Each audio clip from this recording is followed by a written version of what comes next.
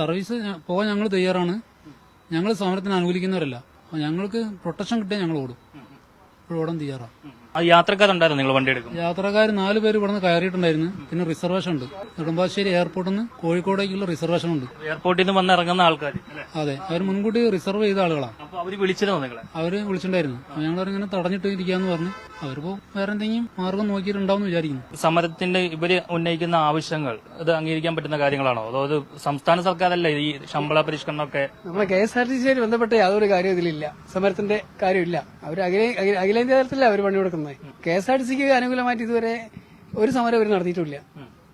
ജീവനക്കാർക്ക് വേണ്ടിയിട്ട് ഒരു സമരം നടത്തിയില്ല. ഇതെന്താണെന്ന് മനസ്സിലാകുന്നില്ല.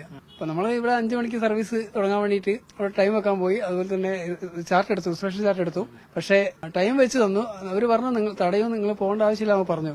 അവര് നമ്മളെ നിരുത്സാഹപ്പെടുത്തുക ചെയ്യുന്നത്. സ്റ്റേഷൻ മാസ്റ്റർ അടക്കം അവർക്ക് താല്പര്യമില്ല പോകുന്നത്. പിന്നെ സ്റ്റേഷൻകാരെ വിളിച്ചു പറഞ്ഞു ഇങ്ങനെ പ്രശ്നമുള്ളത്. പോലീസ് ഞങ്ങളെ വിളിച്ച്, അവരെ ഔദ്യോഗികമായി വിളിച്ചില്ല. ഞങ്ങൾ 100 വിളിച്ച് പോലീസ് വന്നു. പക്ഷെ പോലീസും പിന്നെ പ്രശ്നമൊന്നുമില്ല.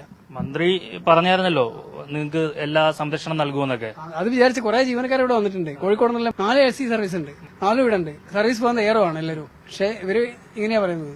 മന്ത്രിയുടെ വാക്ക് വിശ്വസിച്ച് വന്നത് അബദ്ധമായോ? മന്ത്രിന്റെ വാക്ക് വിശ്വസിച്ച് വന്നു. ഞങ്ങളിവിടെ പെട്ടു. ഇവിടുന്ന് ഇപ്പോൾ ഭക്ഷണമില്ല, വെള്ളമില്ല, ഒന്നുമില്ല.